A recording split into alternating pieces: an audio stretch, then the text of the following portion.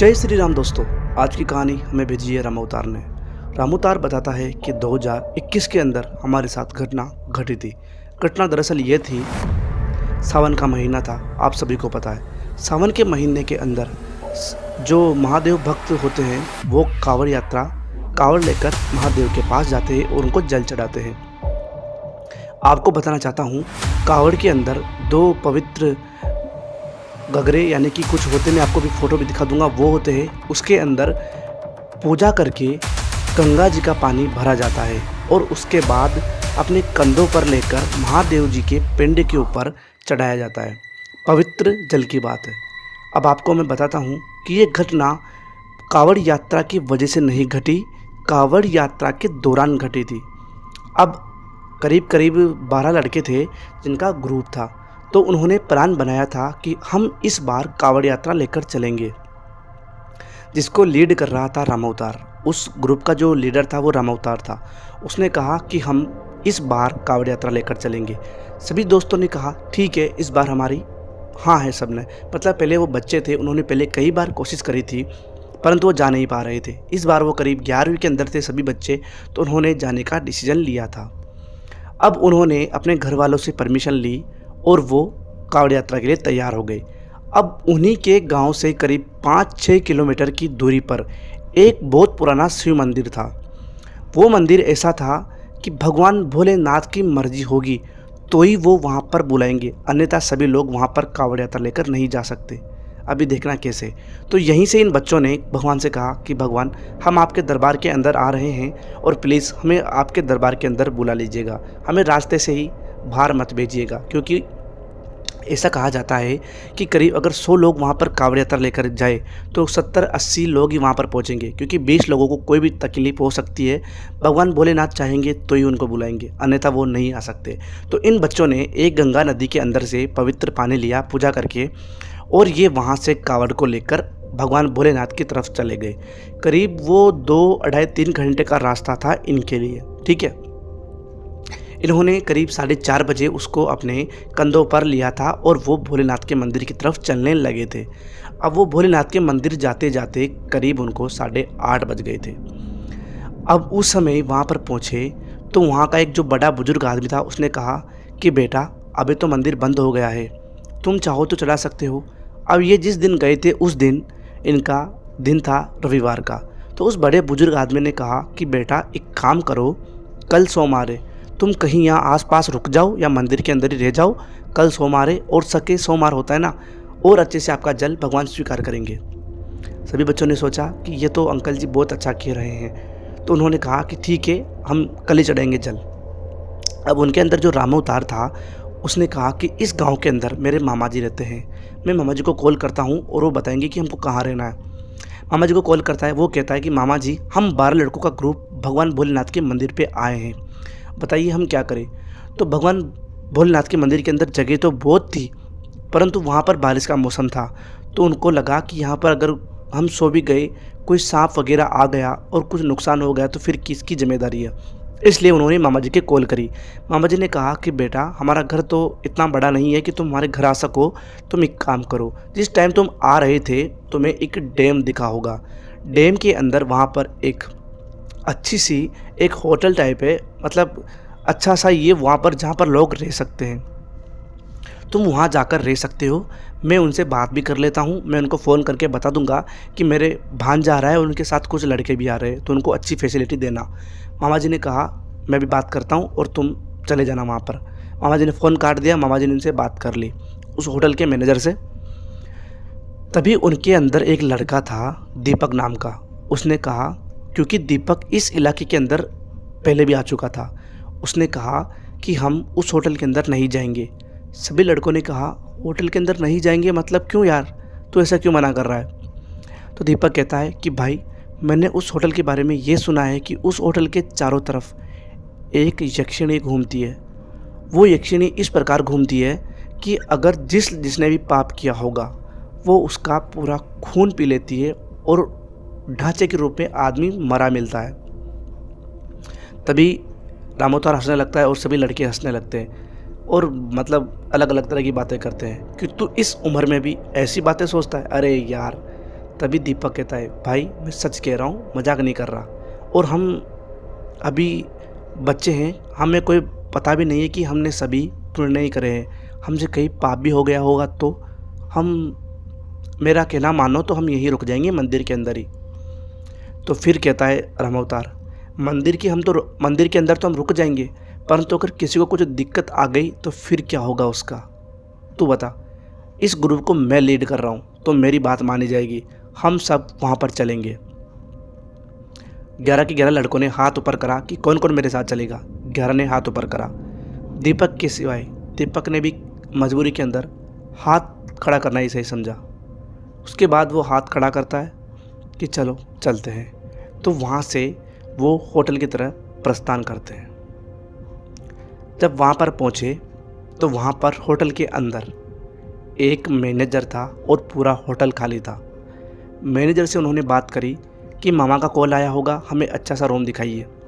उन्होंने कहा ठीक है, आप उनके भांजे हो, हम आपको रूम दिखाते हैं।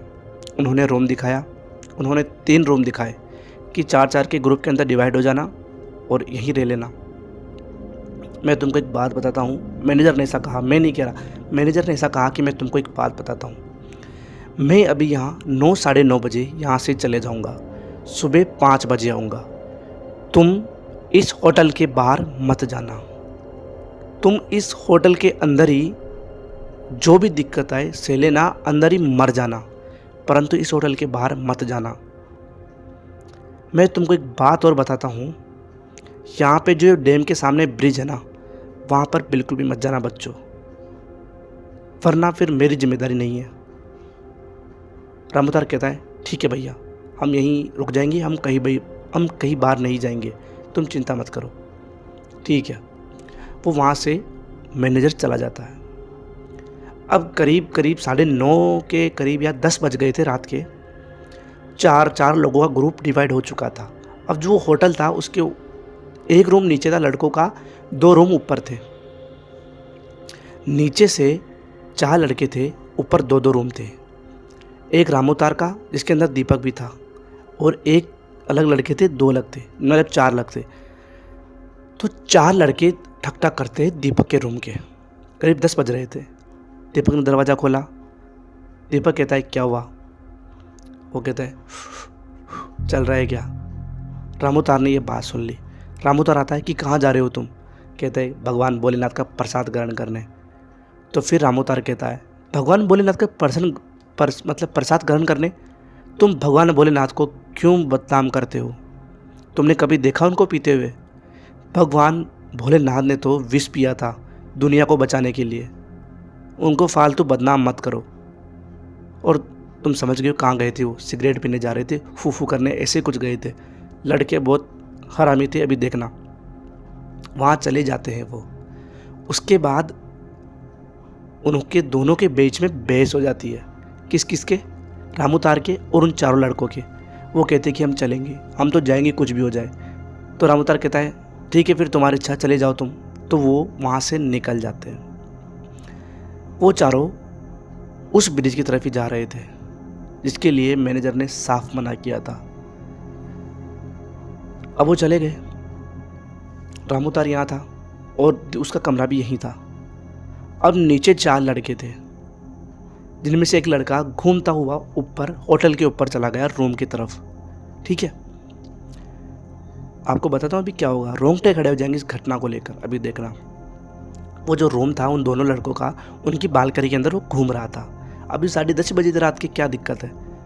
तभी वो देखता है कि एक पेड़ है सामने, उसको साफ दिखाई दे रहा है। पेड़ शायद वो काफ़ी बड़ा पेड़ था। वहाँ उसको एहसास हुआ कि कोई उस पेड़ के ऊपर बैठा है। उसको लगा कि 4 लड़कों में से कोई लड़का ऐसा है जो पेड़ के ऊपर जाकर पी रहा है। उस लड़के ने कहा कि अय पागल है क्या? पेड़ के ऊपर से गिर गया तो किसकी जिम्मेदारी है? और वहाँ क्यों पी रहा है? नीचे पी ले। ये आवाज़ सुनकर वो करीब 10-11 फीट की ऊंचाई पर था। जो कोई भी था वो एकदम से नीचे कूदता है। वो लड़का देखता है कि यार ये कौन है भाई, इतना संकी आदमी ऊपर से नीचे कूद गया 10 फुट की गहराई पे से। अब वो धीरे धीरे चलता हुआ आगे आ रहा था। तभी उस लड़के को एहसास होता है कि चल नहीं रहा, ये चल रही है। ये आदमी नहीं कोई औरत है। उसने जब लाइट के उजाले में उस महिला को देखा तो एक टाइम के लिए तो वो शॉक्ड हो गया, क्योंकि उसकी सुंदरता इतनी भयानक थी, यक्षिणी टाइप की। तो देखना, उसने बिंदी नहीं बिंदा लगा रखा था, काजल लगा रखी थी, लिपस्टिक लगा रखी थी और उसने लाल कलर की साड़ी पहन रखी थी। पायल की आवाज़ आ रही थी छन छन वाली। उसके बाद धीरे धीरे आगे बढ़ रही थी। उसकी सुंदरता को देखकर वो लड़का मोहित हो जाता है। तभी उसका ध्यान उसके मुंह की तरफ जाता है। उस महिला के 2 बड़े बड़े दांत थे। वो लड़का वहीं बौखला जाता है। उसके पैर जम गए थे। वहीं पास में रूम था, उसने नॉक करा, जल्दी से नॉक करा उसने, क्योंकि उस महिला ने उस लड़के को देख लिया था। अब वो होटल की तरफ आ रही थी धीरे धीरे। दरवाजे पे नॉक करा।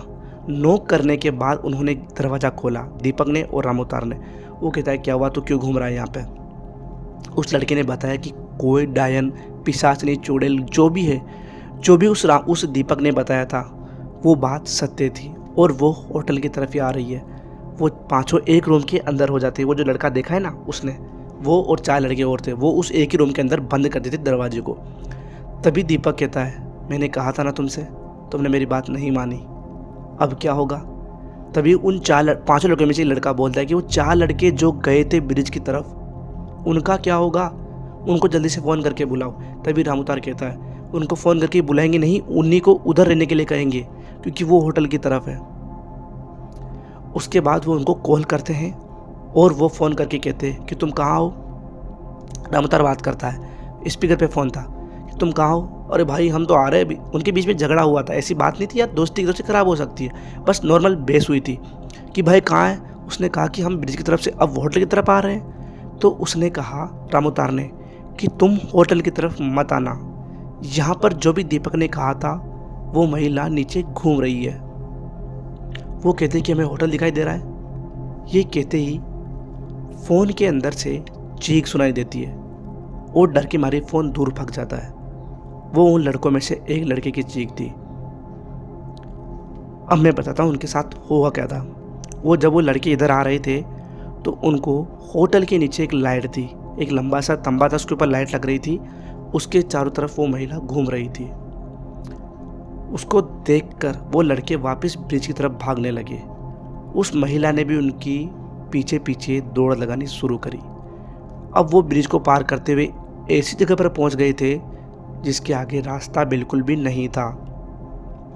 सामने रास्ता था तो उस बांध का, यानी कि उस डैम का गहरा पानी था, जाए तो किधर जाए। वो महिला उनके सामने खड़ी थी। वो महिला धीरे धीरे उनके पास आती है। पास आते ही एक लड़के के गर्दन पर काट लेती है और उसके अंदर से जो भी निकला था ना पूरा माल मसाला, उसको खा जाती है। वो लड़के अपनी बारी का इंतज़ार थोड़ी ना करेंगे कि कब हमको मारेगी। वहाँ से तुरंत भागते हैं वो और सीधा होटल के रूम के अंदर जाकर रुकते हैं। सुबह होती है कैसे भी करके और फिर मैनेजर आता है। वो मैनेजर को पूरी घटना बताते हैं और कहते हैं कि हमारा एक लड़का मारा गया। मैनेजर कहता है एक लड़का कौन, 11 लड़के तो थे तुम।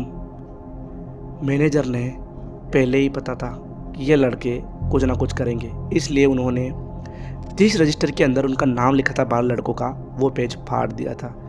उन्होंने कहा कि 11 ही लड़के थे तुम, अगर कुछ भी दिक्कत आई तो हमारे होटल के ऊपर दिक्कत आ सकती है। इसलिए उसके बाद केस भी चला, परंतु केस इस तरह टाल दिया गया कि वो जो तुम्हारा लड़का था ना वो कहीं मरा वरा नहीं है, वो किसी लड़की के चक्कर में नेपाल शिफ्ट हो गया है। ऐसे करके उस बात को टाल दिया गया। ये कहानी हमें रामोतार ने भेजी है। अब रामोतार ही जाने कि वो लड़का, रामोतार नहीं जानता, वो जो 3 लड़के थे उन्हीं को भी बताए कि वो लड़का कहाँ गया। ये कहानी हमें रामोतार ने भेजी है। दोस्तों, कहानी अच्छी लगी हो तो वीडियो को लाइक कर दे, चैनल को सब्सक्राइब कर दे। अगर आप भी ऐसी कोई कहानी हम तक शेयर करना चाहते हैं तो आपको हमारे डिस्क्रिप्शन के अंदर हमारा इंस्टाग्राम का लिंक मिलेगा, वहाँ जाकर आप हमें फॉलो ज़रूर करिएगा और अपनी कहानी लिखकर हमें बता दीजिएगा, ताकि हम आपकी कहानी लोगों तक पहुंचा सके। मिलता हूँ आपसे अगली कहानी में, तब तक के लिए बाय बाय।